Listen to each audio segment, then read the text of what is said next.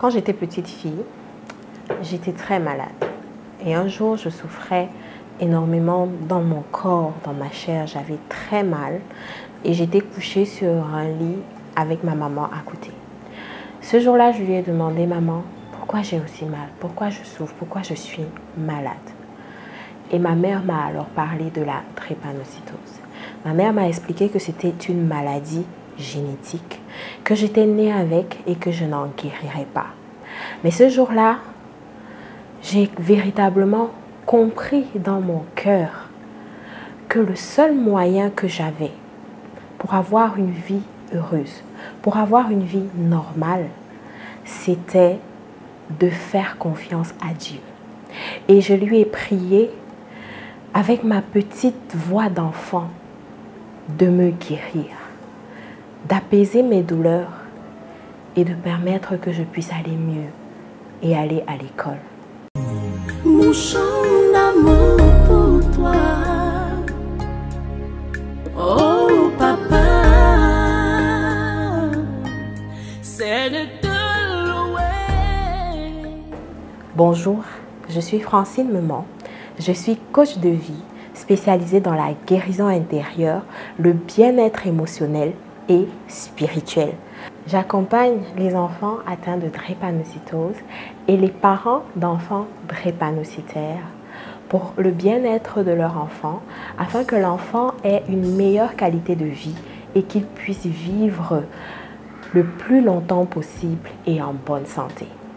La drépanocytose est une maladie qui touche essentiellement les pays africains et les populations afro-négroïdes. La drépanocytose est la maladie génétique la plus répandue dans le monde. 3 millions de personnes sont touchées et souffrent. C'est des milliers de morts chaque année. C'est une maladie génétique, ça veut dire que l'on naît avec la maladie. Ça veut dire que l'on souffre dans son corps parce que c'est une maladie douloureuse et dégénérative.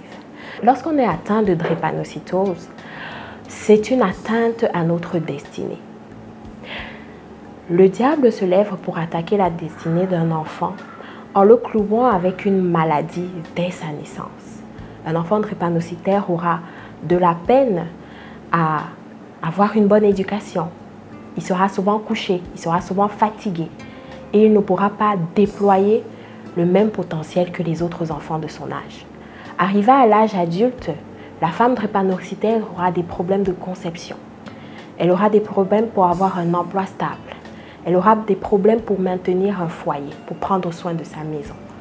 L'homme drépanocytaire aura des problèmes pour être potentiellement apte à avoir un emploi et être productif à 100%. C'est pour cela qu'il faut guérir de cette maladie. Oui, c'est possible de guérir.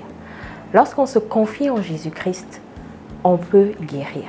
La parole de Dieu nous dit, en Jean chapitre 1, verset 13, que nous ne sommes plus nés ni de la chair, ni du sang, ni de la volonté d'un homme, mais nous sommes nés de Dieu. Lorsque nous sommes nés de Dieu, nous n'avons plus notre héritage génétique familial. Notre sang est remplacé par le sang de Jésus-Christ.